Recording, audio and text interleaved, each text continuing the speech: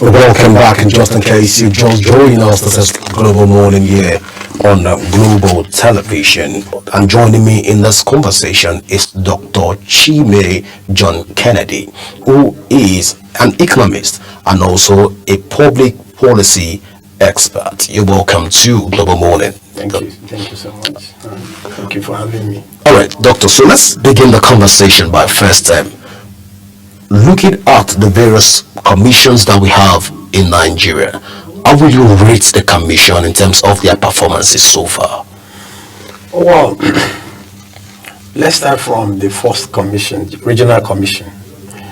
It dates back to 1960, when the outgoing colonial government recognized that the Niger Delta had a peculiar issue of environmental degradation. And the Willings Commission recommended the establishment of Niger Delta, but it lasted for 6 years, and it did not perform and did not meet the expectations. And then in the return of democracy, we had the NDDC created in 2000. Now, the NDC, the Northeast, was created in just a few years ago, I think 2024. So if you want to evaluate them, you can only evaluate the two that have spent more than 1 year. The Southeast Development Commission, the Northwest, the Southwest, and then the North Central that are on the making now, they cannot be evaluated, at least for now. So, but if you use what analysts have said about the NDDC, of course you have those for and against, like you rightly pointed out in your analysis. The only problem is that I think sometime in 2020, there was this accusation of misappropriation of funds. The same thing came up in 2021 when the Senate came up with a lot of projects that were not completed. SERAP also last year or so came up with accusation against the North East, but that does not mean that they have not been performing. So the issue of a commission, regional commissions are meant to address specific problems in the same region. So I think they have fared well despite these ugly cases that I've just mentioned. But to a very large extent, the creation of the regional development commissions was bettered with a lot of expectations, and we've seen to a very large extent that even the Niger Delta Commission, like you've mentioned, the NDDC, has not lived up to its responsibilities in many quarters. A lot of people say that instead of Niger Delta becoming developed, Niger Delta is gradually becoming underdeveloped. So, in this light, we see more commissions being introduced even by the current administration. Is this to say that by assessment, the NDDC has done so well that we can now start talking about having more regional government? And will this further throw us into regionalism as a country? Well, the good thing, the first thing is to understand the rationale behind this. There are so many economic models of development, and so many countries have used this regional development model to really do a lot. European Union, China, and Korea, Brazil, they have these good examples. So the rationale there, and in Nigeria, we have a peculiarity. One is that there's hardly any region that has not accused the center of marginalization. So one of the key things of establishing this commission is to have a balanced regional growth and then address specific regional issues. For example, if you think about the North Central, the Niger Delta, you are thinking about issues of environmental degradation, which has caused a lot of poverty. And that is a key one. There is a lot of infrastructure decay in that place. If you look at the Southeast, you are looking at after the war, a lot of infrastructure decay. They have not come up, even though there has been this policy of rehabilitation, but it has not been there. Then in the Southeast also, you have a lack of industrialization, despite the skills that are there. and so many other things, that are needed. Then if you go to the northeast, of course you are aware that for so many years now, the terrorism and banditry has ravished that place. So there's need. And then you go to northwest, there's poverty, there's patient poverty, there's farmers clashes. Then even in the north central, even in the southwest, you would think they are developed, but the rural urban migration has left the rural areas quite impoverished. So there's no region in this country that they don't have their specific problems. So I think I must commend the president for establishing this. In fact, a lot of regions have been looking for autonomy.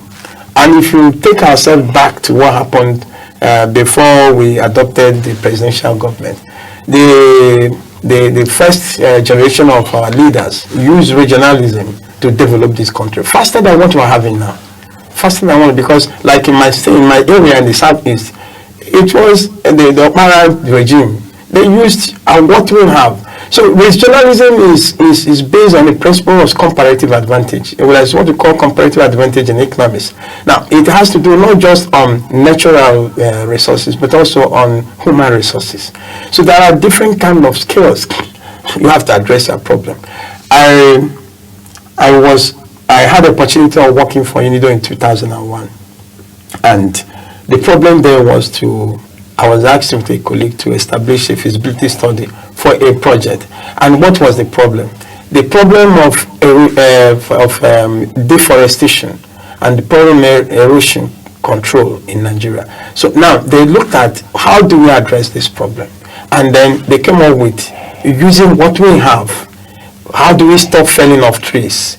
Then what they came up with is how do we use what the natural thing we have to form briquettes. So I was a partner in developing a feasibility study how to use smokeless coal briquette. Now, if you think about such a thing, the northeast and northwest and southeast were to benefit more on it because these two problems are specific to them.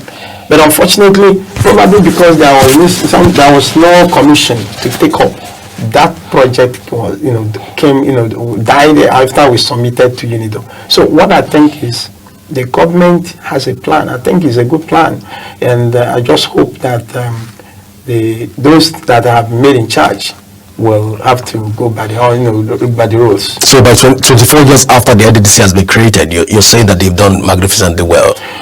I do have, as an economist, I like to be evidence-based in my analysis. And of course, if I have to do, even though I'm an M&E expert too, but I cannot do what we call a rule of the thumb analysis to say that. But I think at least they have addressed some specific problems. There are problems that the states could not. There are problems that the federal government could not.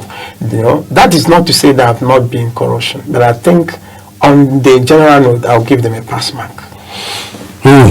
Now, this is quite interesting. Now, let's even look at some of the challenges that we've seen that have meted the NDDC and other commissions that have been established. But we're using the NDDC as a takeoff because of the fact that NDDC has lasted more than 24 years, so and still counting, and it is the model for which other regional development commissions are being established. But we've seen the NDDC to a very large extent unable to meet up certain responsibility that they are being saddled with, and this is a bit sad, even for the Niger Delta region.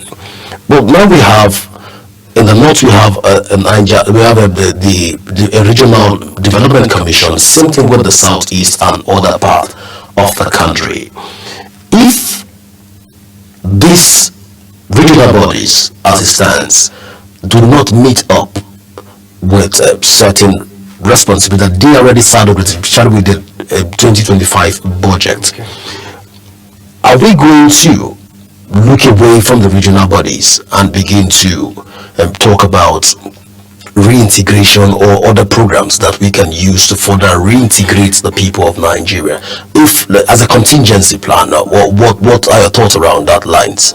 Okay, like I said, there are global experiences that have succeeded. And then, first of all, when there is a model, we will have to use the normative, we have to look at the address the cons, that is the what are the positives too. So first of all, on paper, let me use the word on paper. There are so many advantages of that. Now, the fact that so many things have happened in the past, especially in the ones you mentioned, does not write off the opportunity of the advantages of regional commissions. If, from what I know, from what I'm seeing, this government has, first of all, when they came on board, they established a very robust monitoring and evaluation department. Luckily too, my PhD was on performance measurement in the public service, and I visited that department in the presidency and then some other department, and I saw that they're very serious. So I have a feeling that what the president is doing, you are aware that he has also established a Ministry of Regional Development. Yeah. Now, that tells you a lot, that he's not joking with it. That means that it's no longer business as usual. Yes, in 2020, in 2021, or 2024, there were so many acquisitions of misappropriation. But from what I'm saying, this time around, it's not going to be the same thing. And I want to believe that this, I'm so happy from, I'm aware that the Southeast Development Commission has a very young man who is, I think I've done one or two things when I worked for UNDP in state, Michael K. in there. And I understand that he is a planner too. So for them, I want to believe that they're going to develop a good strategic plan based on their regional priorities. And once they do that and have a robust MIE and a governance framework, I think definitely they are going to meet the reality and the goals and the expectations. All right, Dr. Chiwe, a lot of people have argued that to a very large extent, some part of the country does not need regional development commission, and a case study was what they mentioned, like the southwestern part of Nigeria are way ahead, so they don't need a regional development commission. But do you share this narrative? I don't, because even in Europe, one of the best examples they give is the European Union, even though the European Union is a agglomeration, a combination of many countries. But it's the points of regionalism, regional development integration that they are using. Okay, are we talking about China? Is China, are we not developed than China? China is what you call this, the special zones, the development zones in China, what they use. In Brazil, they use it. So, Southwest, yes, may be said to be developed, but I can tell you that if you look at the rural-urban inequality, there's a lot of gap. So why would one say that they don't need that? They need it. There's also this clamor for regional autonomy. Those are that some regions wants to go ahead with what they think they have their comparative advantage. And like I said, if you take ourselves back, the Awolowo regime used regionalism to develop Southwest. It wasn't Okoko that they used. I'm not talking about our going back to primary products, but our going back to what we have, and then both in terms of human and natural resources to get what we want.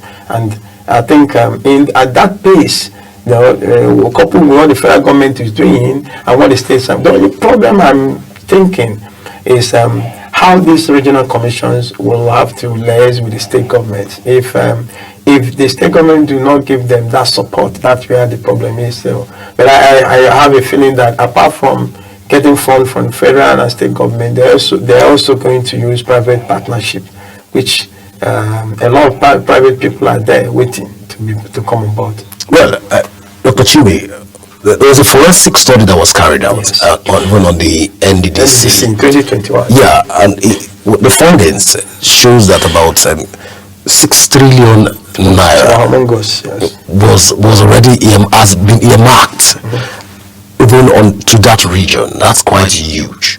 Now I'm thinking along the line of other regions in the space of 20-something years given this particular amount of money. And one particular about Niger Delta is because we've not seen arrest from that the Niger Delta Commission.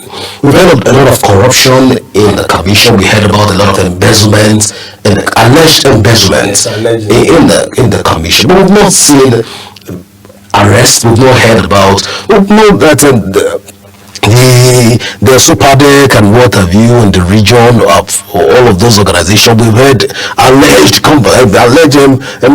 fraud in the system, but we've not seen tangible arrest by the government. What are the guarantees that if these other regions are allowed to thrive, that we hear cases of embezzlement, it will be business as usual? Well, like I said before, the problem, the snag, and the peculiar problem is we have in this country is when we have a good intention and we shift it to political patronage. Once it becomes a political patronage project or policy, it can never yield the gains. So, but if they are set to develop the place based on a very thought out strategic plan, they have to develop their strategic priorities. And one of the best way to do that is collaborate with the communities in the top-bottom approach. They know exactly the state, the local government, and all, they know what they want. And at the end of the day, you also, do what we call based on viability, or if it's going to be economic, projects. So, yes. In 2020, there was this forensic report as reported, and it was unfortunate. Even in the current one, the recent one, the Northeast, remember in the setup accused that they reported that there was so much money that was unaccounted for. That's unfortunately the Nigerian, what I call the Nigerian syndrome.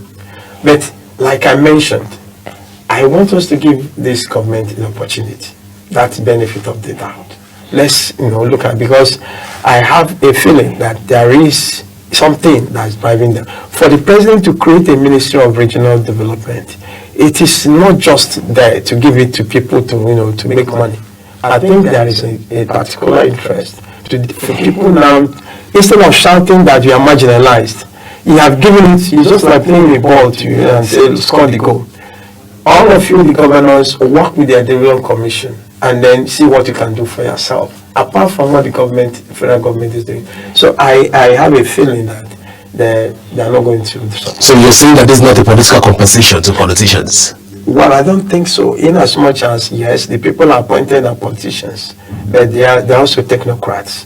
So, and why? You have to appoint people. So, but if you are given an opportunity to do something and then you fail, it's not just the government that you are failing, you're also failing your people. But this to a large extent is one of the reasons why we've not been able to hold some of this NDDC and the other developed regional bodies accountable to a very large extent, because we've seen cases where these politicians appoint themselves into offices, and when you begin to probe a particular political stalwart or a particular stakeholder in the party, it automatically defame your party and ridicule your party in the limelight. So they sweep some of this corruption under the carpet. It as a charging a way forward for us as a people. Don't you think we should be talking about technocrats manning and the aim of affairs even in the regional bodies, if we actually want to put our mouth where our money is? Of course, technocrats, and I think from the commission side, the ones I know, there's a combination of technocrats and politicians. And for example, I mentioned that of Southeast. I know the young man who is leading the Makoke, a very young man. And I had an opportunity in 20 some years ago when I did something for a state under UNDP. He was special advisor to the governor. And right now, he's very young and he's manning it. I know some of the directors, both executive and non-executive directors. They are politicians, but they're also, learned and they are technocrats in their own way. It's just like I being appointed in one of them. I'm also a technocrat and I'm also a politician. So, and that's quite interesting. Right off the fact that I will wear the cap of a technocrat, to do my job. But when the issue of politics comes, that's a different ball game. So, I still believe that we should give them.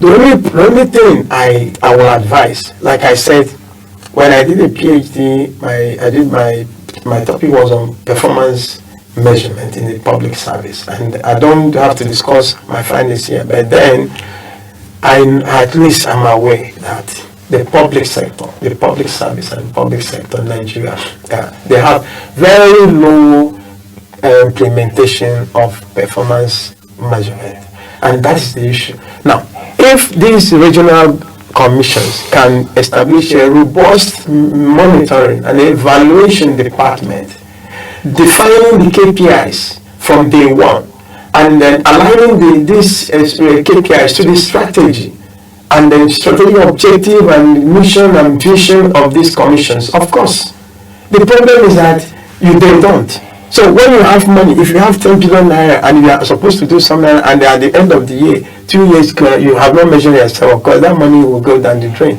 And that's what, like you already said, yes, somebody may want to be investigated, and because of his position, he wants to keep, stop it.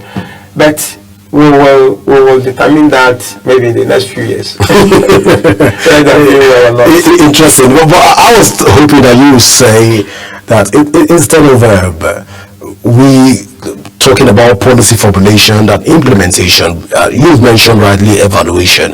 Why are we now outsourcing evaluation to, as an economist, right now, let me put you on the spot as an economist. Why are we not talking about outsourcing evaluation to be able to get improved results even within our public sector? Do you think that this would be more productive as it's what we have right now, where the checks and balance look have baked? Actually, there is this principle in MIE, in monitoring and evaluation, that you don't evaluate yourself. That's one principle, because if you produce the inputs and then you should, somebody else should look at whether whether your output is in line with the impact expected. In the line of evaluation, that's what we call input, output, outcome, and impact. Now, if you want to evaluate after many years, you are looking at the impact determined from the objectives from day one. So you are right in the sense that they should have sources. For example, some of us who are been consulting for 2 decades and doing that kind of thing, will be happy to, but then are they ready to face that? Because just like an auditor, if an auditor coming to audit a firm, you have done your internal auditing. When an external auditor comes, external auditor will come and do it the way it's supposed to do and tell you we have problems and there are findings. So if you are serious, you take correction from there. I take it from, yes, I key into what you said, and they should bring in, outsource some of these things if they have made some decisions to do that, if they really want to find out from the mistakes they're making. So many public sector, they are not, and that's why we're having low productivity, in the entire system. That's one of the major sources of that. So with this, having said this, is there light at the end of the tunnel for Nigerian public sector, even looking at the Regional Development Commission as a takeoff? I think so, because I had the opportunity of looking at the in the public service. There is this policy that came up a few years ago of the FSS 225, and that's the issue of that their own is performance management, not measurement. So, but that is also an indication that the current government, now, they want to look at evaluations, not, and even in the ordinary determining, moving from directorship to performance to permanent secretary, they do exams. Not to talk of other areas where probably before you just, that's what you call the age grade system. Age grade system, in management, we term it when you grow with yourselves, with all your colleagues. At the end of, if you have spent 3 years, you move to another grade. That has been stopped. And now they are looking at what have you been doing, and then were you able to achieve anything. It's not talking about being busy. You can be busy without getting any results. So now, if that has started in the public service, in the civil service, that can also extend to other areas. And after all, the private sector, supposed to even put it on. So these regional commissions, they are going to operate, they are quasi-public and private. I'm sure that they are going to adopt strong, robust measures of a governance framework and a measurement system to determine those who are serious, because I believe they are serious, But like you said, the experience we have from the two, the things coming out from them, of course, is disappointing. So if they have so much money and then people pull it off at the end of the day and nothing to show for it, that shows we are not going anywhere. But then, I will want and I will pray that these commissions that are coming will live up to expectation, using the experience of the global best practices, which some of us have looked at and read. So we keep praying, Dr. Chime, of course. We are good prayers. Another country even consult us for prayers. All right, which is still fair. I mean, we're exporting something. Exactly. Even if it's prayer points, it's fine. All right, so Dr. Chime, looking at you've mentioned impact, as we begin to wrap up right now. You've mentioned impact. Are there modalities to measure impact? And in terms of the regional commissions, because the viewers out there will want to even find out from you, in terms of the impact of the commissions, regional commissions, how do we measure their impact? Are there methods to measure their impact? That's on the first hand. And two, is there a time frame to measure impact so that we'll be able to access the regional bodies and even the 2025 budgets that has been a certain amount have been remarked for some of these regional bodies, so that we can be able to measure and monitor the growth of these regional bodies? You are an economist, so help us in this light. Yes, there is, and I expect that each commission first on coming on board will define very clearly their mission and vision. Then given that, they will call it strategic intent. What are they here for? Now, the second one, which they should also make public, and these are public documents, will be their strategic plan. They will define their pillars. They will define their strategic objectives. What are they going to, and then each strategic objective has a timeline. Now what are you here for? Now each pillar and has strategic objective, and each strategic objective will have all the action plans, and so what are they supposed to do now? And once they have this document, they develop KPIs, key performance indicators, and that's where you and me will now look at. If at the end of 6 months I've not seen this, then that means you're not doing well. So the problem I have with the public agencies, and I believe this one should not be the same, is that instead of bringing experts to develop KPIs, they do it on their table. They do things that is very easy. I was once asked to do a quality management system for an agency, and when I developed the KPIs, one of the shocking things I got was that the staff said that the KPIs I developed are so small, so strong, so hard to meet. So if now you develop a KPI, for example, if you are here and you know that coming on time is one of KPI, two, doing your job perfectly, in terms of completing it perfectly, and is a KPI, and probably wearing a good dress, is a KPI, and other things, and then you remove all those things and say, well, remove the cloth and then wear with it, if you like, put on anything. That means you are reducing the standard for measurement. So what happens is that if they develop defined KPI, I and you can measure them in the next one, and everyone has a timeline. It's at the end of 1 year. They have not done this in the industrialization, in energy, in infrastructure development, in human skill capacity development, in all these areas, looking at the specific problems of the state, of the region. Then they are not doing well, because remember, regional commissions are meant for specific problems, to solve that, or they are specific targeted from within the region. There are regions, they have their own problem. If you take, for example, the issue of the erosion problem in the southeast, often is measured by how many of these things have they stopped, the number. You don't understand? So, of course, well, I'll be expecting to be reading their websites and looking at what they are doing, and then the CSOs, the NGOs, and the civil societies should, of course, come up to me to look at what they're doing. Well, thank you so much to Dr. Chime for that enlightenment, because I know that viewers out there will want to understand some of the modalities to assessing, tracking, and evaluating this agency. Because if we don't do this, I think to a very large extent we'll be having a repetition of some of the mistakes that were not put in place prior to this administration, using the other developmental commission. I think this is the right steps to go. But as a party gift for us, Dr. Chime, we are looking at the regional body. If you want to assess the regional body right now, you want to evaluate the regional bodies right now, what would be your general take on the regional bodies so far? Well, if we're evaluating, we evaluate those that have spent some time.